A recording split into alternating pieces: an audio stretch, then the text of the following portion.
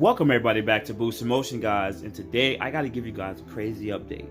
And of course it's about my blown transmission on my E63. And guys, it's been a headache to deal with this. So guys, you already know what to do. Let's jump into it. Welcome everybody back to Boost in Motion, guys. Good morning, good afternoon, and good night. Thank you.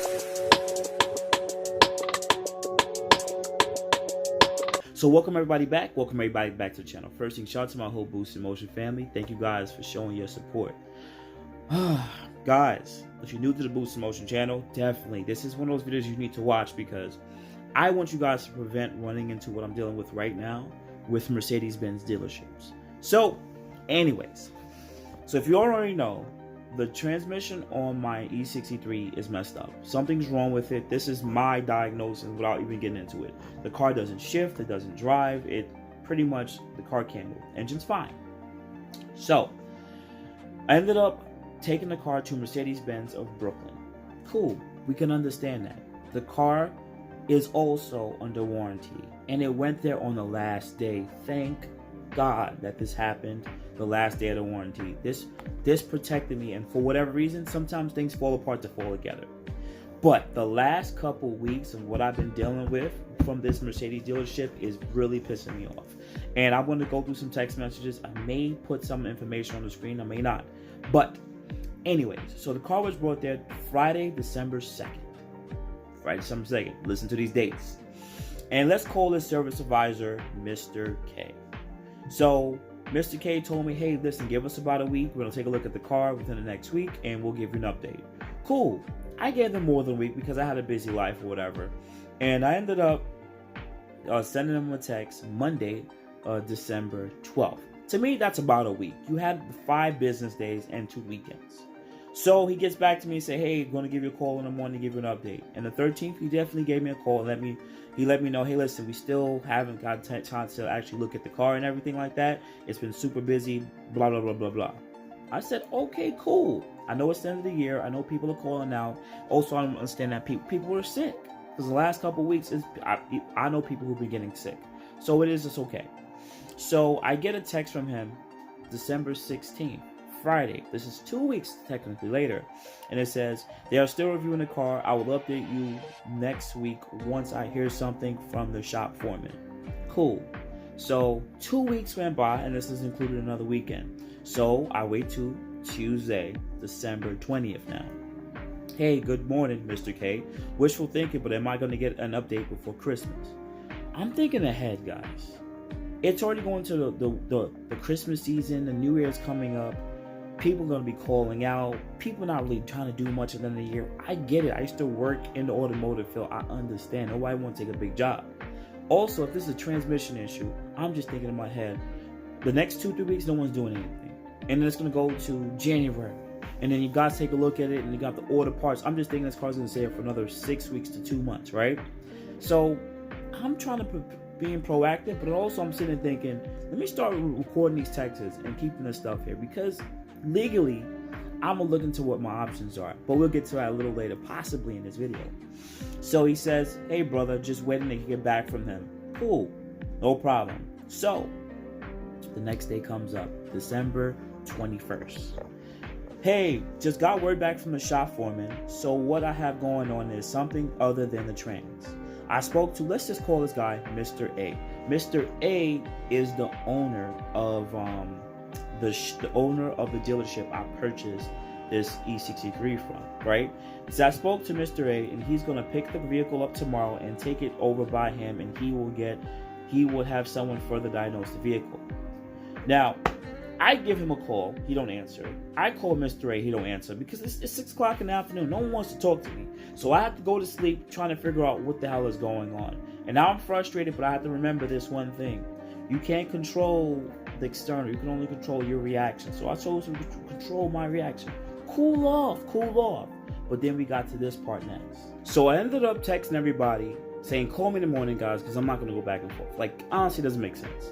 So I ended up getting a call from Mr. A first. Mr. A advised me. He said, listen, he spoke to the service advisor at Mercedes-Benz, and they pretty much didn't tell him any more information than what they told me in the text.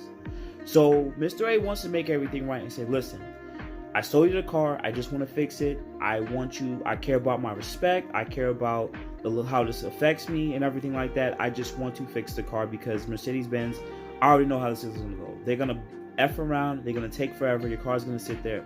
And I don't want you to get buyer's remorse and sit there and deal with the nonsense. And I said, okay, thank you for giving me that respect, but you want me to give you the car? He said, yes, if you can release the car, I will take a look and fix it. So I said, listen, you know this repair could cost $5, $10, $15, $20,000. And as much as is legally, you do feel like you're responsible to fix it. You are responsible to fix it, technically legally, right? I said, right now it's at Mercedes-Benz on a warranty, and they're not telling me, I haven't been told what's wrong with it. And they're not letting me know any information. And to be honest, I don't like the fact that he contacted you before me, which also let me know there's something shady going on here. I don't like what's going on. So I said to him, listen, I'm gonna still gotta talk to the service advisor. Depending on how that conversation goes, then the call will go to you next week. But as of right now, it's gonna be there until I speak to him. We both made an agreement, me and Mr. A, and then move forward. So then let's just include these other two people. Let's include these other two people, Mr. P and Mr. M, because they were really essential people in this whole conversation. I gave them the update on it, and they both looked at me and sat there and said, no, that car is warranted right now at Mercedes, and if you take it out, you're screwed. They need to throw whatever they need to throw at the car and fix it. If they're telling you it's not a transmission issue, well then see what else it could be. Take a look. If you have to put an axle in, if you have to change a hub, whatever you're gonna do, throw parts at it until you get it fixed, because they can't give you back a broken car. And I said that's like exactly how I feel about it. So I get a call from Mr. K. Mr. K gives me a call, and Mr. K sat there and says the same thing. Yeah. So we had our foreman. Within the first 60 seconds, I was very gracious. Hey, good morning, Mr. K.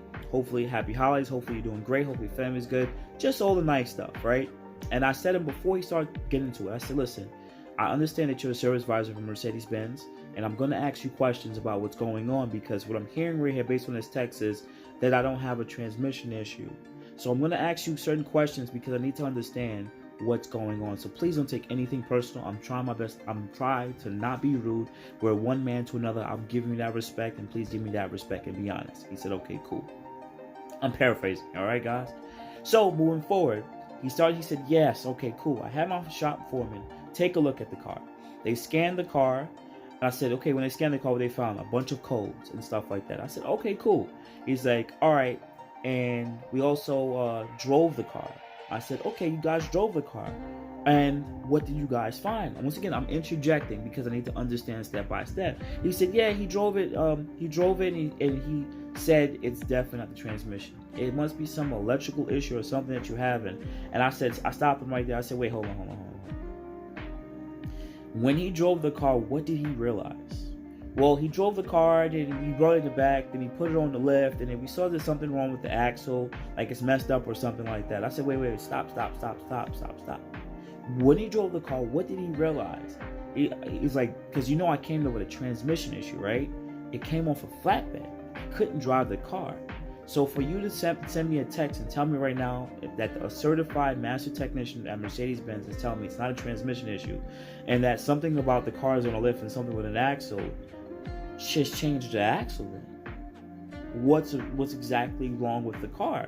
He's like, well, we don't really know what's wrong with the car. And I'm hearing this from a service advisor. So red flags are already going off in my head. This is absolutely unacceptable. So I said to him, you have to have a certified master tech that scans the car and drives it.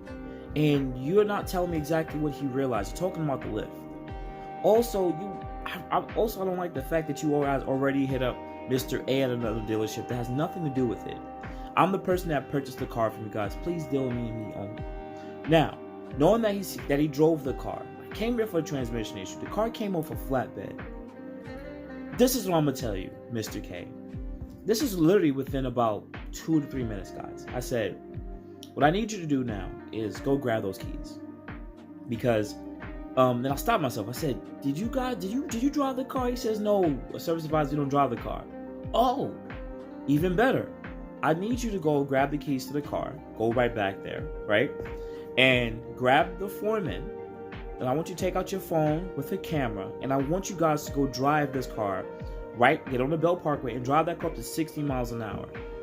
And I want you guys, after that, you drove the car, you drove back perfectly fine because you're telling me the car is perfectly fixed, right? I mean, it's perfectly fine. There's no transmission issue, right? Anything. I want you guys to then call me, let me know that this is definitely not the transmission.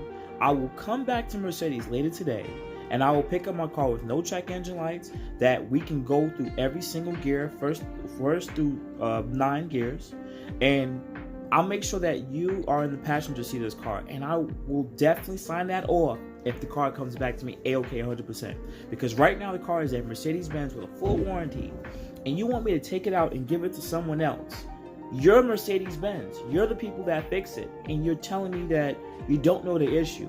Like I said, figure it out. Whatever needs to be fixed, you fix it. Because at the end of the day, I'm not going to take this car out of here, Mr. K. It will stay there and it will rot until I be denied the warranty for a specific reason. Until I get that specific reason, which I'll probably still fight, I'm not taking the car. And I'm not coming back today, and I'm not giving you guys back your loaner. I will wait. So, Mr. K says, you know what? You're right. It's not fair for us to put you in this messed up situation. The fact that I have to talk to this man like this is completely ridiculous. The fact that this type of work was just trying to be pushed on some other person, third party person, that's nothing to do with this right now. It's between me and Mercedes. So what happened next was, then I received a text. I remember him ended up calling me saying, hey, I think the day was actually really snowy and rainy. They said, yeah, the storm's coming in. We're just going to bring the cars in, and, we don't want anything to happen, blah, blah, blah. This is like Thursday. And then Friday, the 23rd, I get a text from Mr. K. Hey, just give you an update. Due to the climate weather, we are unfortunately closed today. We are unable to work on the vehicle today. I apologize for the inconvenience that is caused, and we will update you once we begin working on the vehicle again. More likely, it will be Monday, as we are closed Saturday and Sunday. This is Christmas. So, guys, moving forward now. Today is Tuesday. Tuesday after Christmas, right? Because they recognize the Monday as like a day off or whatever, or a day off. So technically, this is where I'm at right now. It's after Christmas. We're going on to the new year, and I've been looking up the legality of the situation. So I think I'll make a separate video talking about the legality of the situation and what I've learned on how I can best move forward, because I don't like how I'm being treated here. And honestly, based on the law that I've been looking up, I might be able to lemon law this car. Yeah. So outside that, guys, you have a good morning, good afternoon, good night. I really appreciate you guys for tapping with your boy Boost. Yeah, it doesn't sound really good, man. Your boy Boost finally left Infinitis and Nissans, and I hate to say it, my Mercedes was on a flatbed in 1 year, in the same year, and then another Mercedes was on a flatbed 1 year. 2 Mercedes, EC63 and EC3, both was on flatbeds in the same year. I have not had an Infiniti or Nissan had me on a flatbed, unless it was an axle or it was a crash. That's it. Not because the car just started to do car nonsense. So guys, you can add me at boostinmotion on IG and Facebook. Also, you can email me at boostinmotion@gmail.com. Otherwise than that, guys, I appreciate it. You guys have a good day. Thank you. Thank you, everybody, for watching. Do appreciate you guys. Love you guys very much. You can also check out the 2 links I posted for some of my other videos. Also, on top of that, if you want to purchase some boostinmotion merch, definitely check the link that I posted also. And finally, if you've been watching all my videos and you enjoy them, please hit the link to subscribe to my YouTube channel. Thank you.